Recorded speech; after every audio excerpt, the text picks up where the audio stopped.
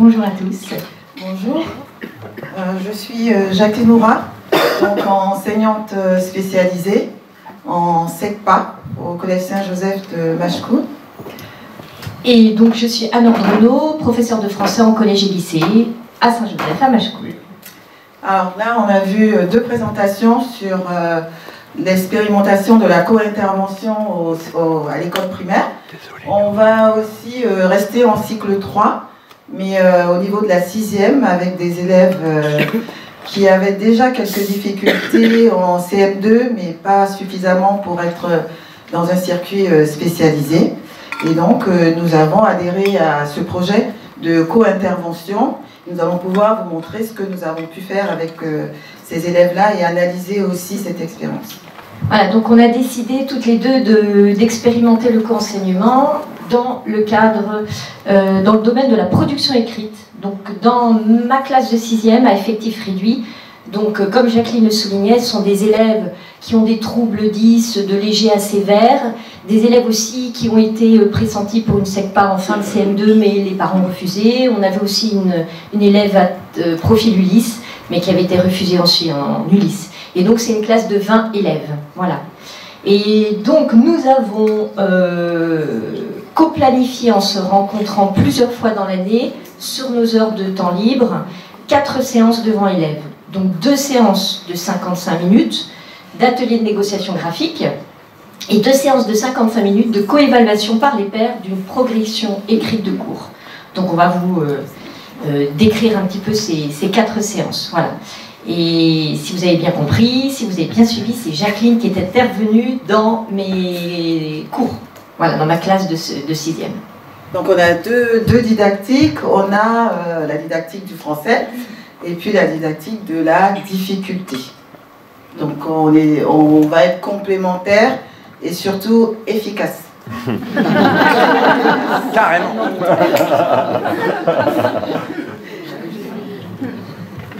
Alors, donc, nous commençons par l'atelier de négociation graphique, donc 2 heures, enfin 2 séances de 55 minutes. Donc voilà, l'objectif c'était de susciter un conflit socio-cognitif, c'est-à-dire pour les élèves de débattre, de confronter leurs idées, qu'ils soient capables d'expliciter leur raisonnement aussi sur l'orthographe des mots dans une dictée au sein d'un groupe hétérogène en faisant appel à leurs connaissances. Voilà.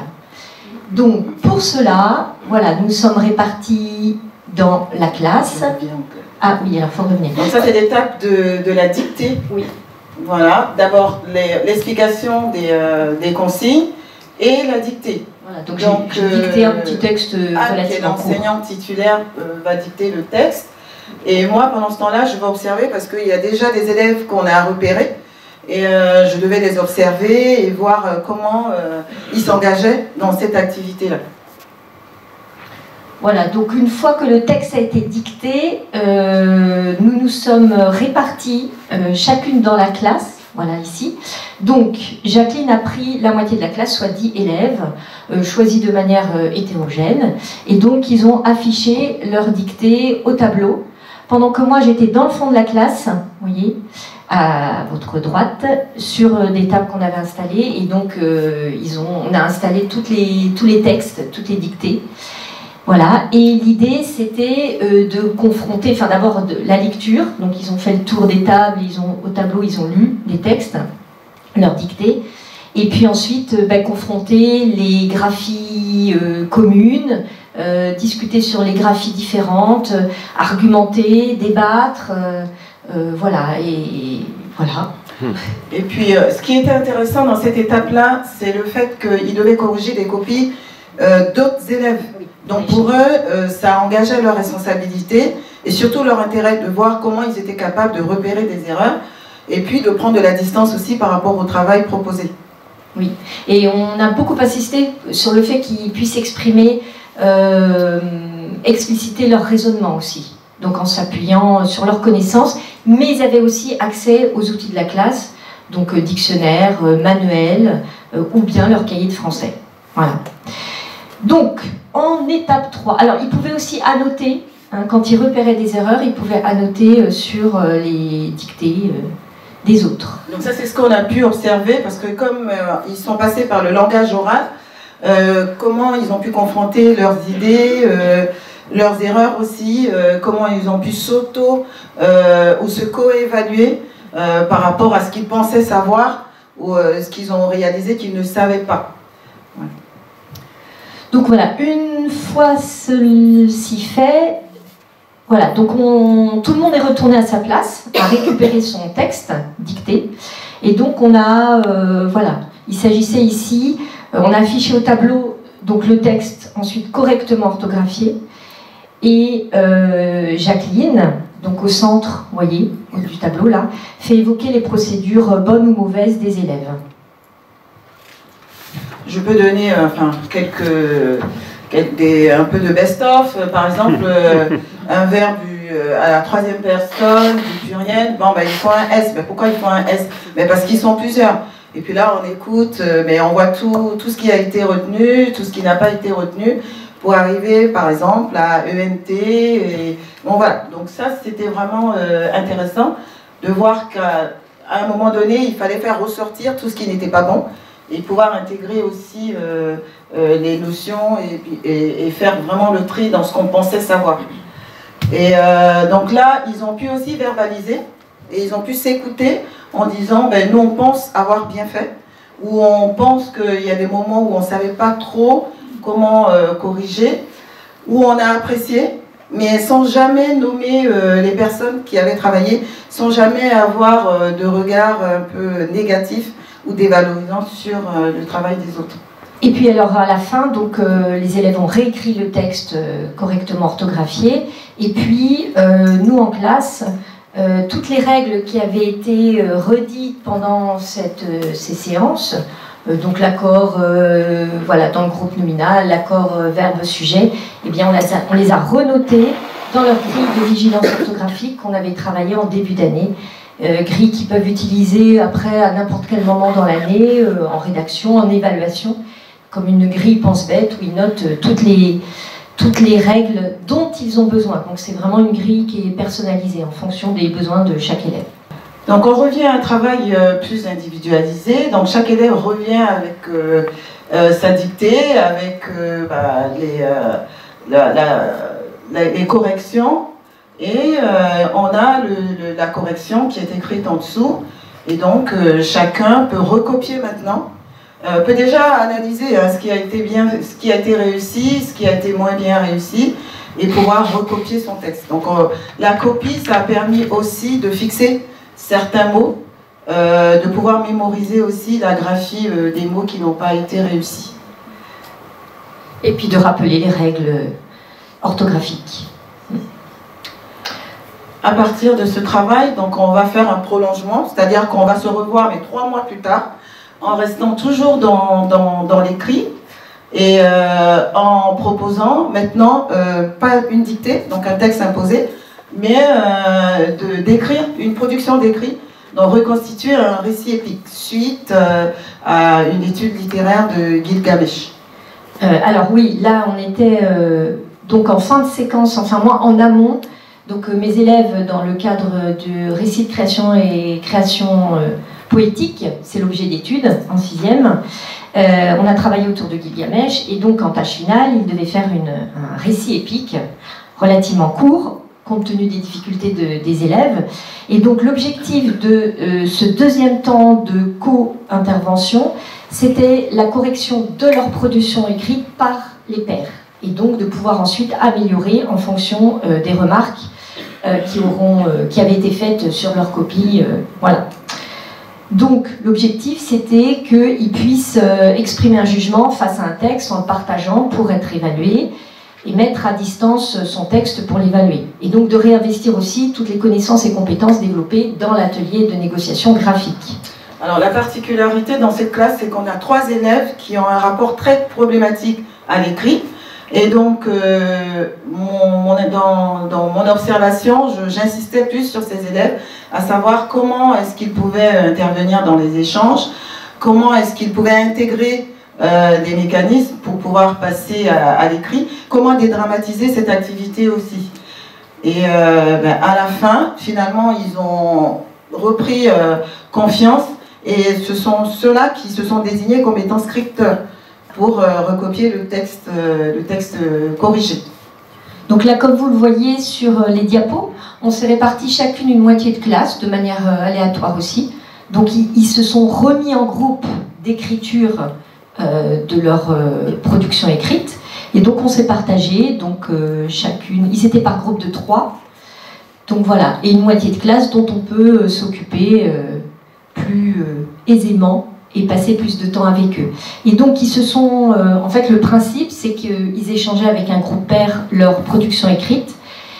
Ils prenaient le temps de lire, de prendre connaissance de la production écrite d'un groupe pair, et ensuite ils devaient repérer les points de réussite, donc en noter plusieurs, et ensuite de repérer des points de vigilance liés à des problèmes de cohérence grammaticale ou bien lexicale ou d'organisation du récit. Et une fois toutes ces observations, donc ils devaient se mettre d'accord, ensuite les noter sur la production écrite du groupe pair, et ensuite chaque groupe récupérait sa copie, prenait connaissance de ses points forts, de ses points de réussite et des points de vigilance, et ensuite ils devaient remanier leur texte, le réécrire en tenant compte des points de vigilance qui avaient été annotés par le groupe pair. Alors là, c'était vraiment, il y avait la consigne de d'abord repérer des points de réussite. Donc ça, c'est pas évident pour eux. Ils sont tout de suite dans la norme, dans la sanction, mais il fallait relever les points de réussite avant les points de vigilance. Au cours de cette séance, on avait la présence d'une AESH. Donc, on l'a utilisé pour pouvoir observer, pour pouvoir acquérir le langage. Comment est-ce qu'on mettait les élèves en situation d'autonomie, et ça lui a permis aussi d'observer l'élève qu'elle accompagne dans une autre situation, celle où l'élève est capable de participer, d'être en autonomie, sans toujours l'aide de l'adulte. Donc elle a appris aussi en même temps à nos côtés à pouvoir mieux accompagner cet élève-là. Donc après, il y a un scripteur dans le groupe qui a réécrit la production écrite en améliorant, et moi j'ai récupéré toutes les copies pour pouvoir ensuite les évaluer avec une note chiffrée et en même temps les compétences. Voilà. Donc pour analyser ce dispositif, étant donné que nous au collège, on a moins de temps, donc on a analysé d'abord du côté des élèves. Les élèves ont apprécié la présence de 2 enseignantes dans la classe. Moi je me suis retrouvée dans cette classe, c'est comme si je les connaissais ou qu'ils me connaissaient. C'est vrai qu'ils nous voient souvent circuler dans les couloirs, mais d'après des avis, ils ont mieux compris les consignes, parce que quand Anne donnait la consigne, moi je réexpliquais, je reformulais juste après. Ensuite, ils avaient plus de temps de parole ou d'écoute entre eux. Donc le fait de se retrouver en groupe, de pouvoir discuter et confronter leurs idées, ils ont vraiment apprécié. Ils ont vraiment joué le jeu. C'est-à-dire que ça ne partait pas dans tous les sens et ils ne parlaient vraiment que du travail. Ils avaient plus de responsabilités. Pour des élèves qui ont des difficultés, c'était intéressant pour eux de savoir que finalement, ils avaient appris des choses. Entre le mois de décembre et le mois de mars, ils étaient capables de corriger le travail des autres, d'apprécier aussi et surtout d'être bienveillants. De pouvoir même expliquer aux autres pourquoi ils avaient faux. Ensuite, on a vraiment constaté qu'ils avaient dédramatisé l'écrit. Voilà. Les points de vigilance, ce que j'ai dit tout à l'heure, c'est vraiment pouvoir voir ce qui est bien chez l'autre. Au lieu de rechercher plutôt tout ce qui était erreur. Et puis après aussi transférer les connaissances. Ce travail, ça a boosté certains, mais après on travaille plus individualisé, plus autonome. C'était pas évident. Ils étaient vraiment portés par le groupe. Et puis alors, oui. Et alors pour nous, beaucoup de plus-value. Vous allez me dire, ils ne sont que 20, donc j'ai le temps de m'en occuper. Mais en fait, j'ai des élèves qui n'écrivent pas du tout. Donc certains, vraiment, quand il faut écrire, je dois leur donner mon iPad. Oui, parce qu'on a la chance d'avoir des iPads, chaque enseignant dans cet établissement. Donc voilà, c'était difficile pour moi. En fait, l'atelier de négociation graphique et la coévaluation par les pairs, c'est quelque chose que je faisais déjà avec eux. Donc ils avaient un petit peu l'habitude quand même. Mais j'étais jamais complètement satisfaite parce que finalement j'arrivais pas à m'occuper de tout le monde, ou je le faisais vite, et voilà, c'était un peu frustrant. Et donc là, le fait d'être 2, on a vraiment eu le temps de donner des explications, de revenir sur les consignes, prendre le temps avec eux, les aider, les guider. Ça, c'est une plus-value formidable. Voilà. Et puis, j'ai aussi perçu le co-enseignement comme un vrai levier de différenciation. Et ça, pour moi, c'était aussi très, très important. Avec Jacqueline, on s'est très, très bien complété. On se connaissait sans vraiment se connaître avant. Et là, vraiment, j'ai découvert... Bon, je savais que j'allais apprendre beaucoup d'une enseignante spécialisée SECPA. C'était au-delà de ce que j'imaginais. Donc voilà. Et puis, on s'est très bien complété.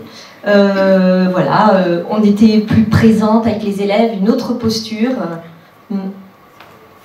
Et puis, moi qui suis enseignante en SECPA, on a aussi cette image, une image positive à défendre. J'ai vu le regard des élèves changer aussi, si bien vis-à-vis de moi que vis-à-vis des autres élèves de SECPA.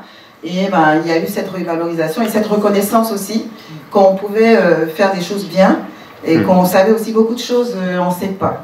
Oui, puis montrer que vous n'êtes pas là que pour aider les élèves en difficulté et l'enseignant non spécialisé s'occupe que des bons, entre guillemets, mais vraiment là on a fait en sorte de se répartir et chacune on avait des élèves à l'aise en français et des élèves en difficulté. Voilà. Merci de votre attention.